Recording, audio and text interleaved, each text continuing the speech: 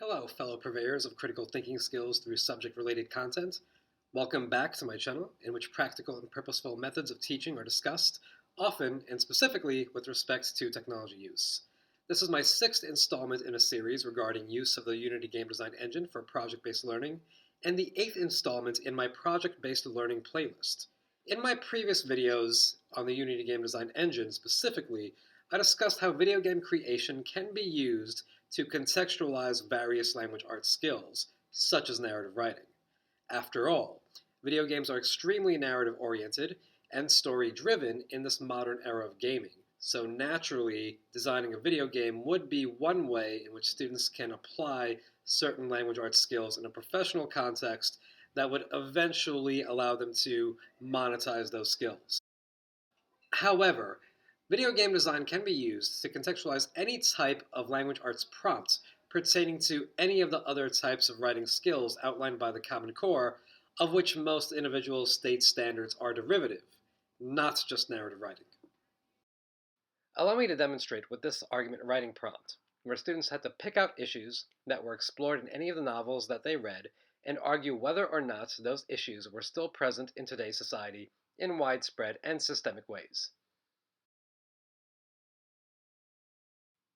In order to effectively construct their arguments, students would have to consider the counterclaim to their argument, steelman it, then identify any logical fallacies in that argument to then provide their rebuttal. And being the naysayer and contrarian that I am, I decided to argue against the notion that some of the equity issues that were discussed in these 1920s era texts were prevalent in today's society in systemic ways for my exemplar, by debunking the gender pay gap as an issue that is indicative of systemic inequity between men and women in today's society. Without getting into too much detail, these are some of the fallacies that we identified in the resources that supported the notion of there being a gender pay gap. I will be focusing mostly on the Motte-Bailey fallacy and how pointing this out can translate into the story of a video game. So the plot of my game essentially mirrors the current state of affairs with respect to perceived equity issues between men and women, as the conflict at the beginning of my story begins with the once benevolent king confiscating books of magic and destroying houses of practitioners of magic, which, as I state in the opening cutscene, was the epitome of this kingdom's strength. One of the knights states in his dialogue that someone must be influencing the king, and as we progress through the levels, we find out that a coterie of goblins, who never quite mastered the art of magic, have been influencing the king because they felt as though they had been forced to the dregs of society simply by virtue of the fact that they were goblins. In some of the dialogue where the goblins try to justify their actions, they employ the same fallacies that I identified in my exemplar, namely the Motte-Bailey fallacy. Essentially, in acknowledging that there were goblins who had mastered magic, and that those who could not, or did not, as implied, pursued other vocations that were not as valued or needed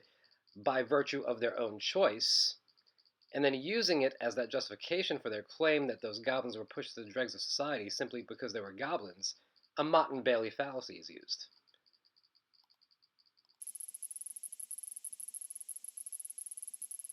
So this serves to fulfill two pieces of criteria for my argument writing project simultaneously. The goblins present their arguments, which is the counter-argument to my claim that equity issues between men and women are not systemically present, and they do so in a way that steelmans their arguments. At the same time, the fallacy that is committed is identified by naming the characters after the fallacy they are using. Since these two characters are presenting different parts of that argument in which the fallacy is employed, I simply named one Motte and the other Bailey. And there are many other fallacies that are used by various characters in the course of the game's narrative, as each character that is in league with the goblins makes the case for the goblins' actions, and each part of the argument is encapsulated in some element of the narrative,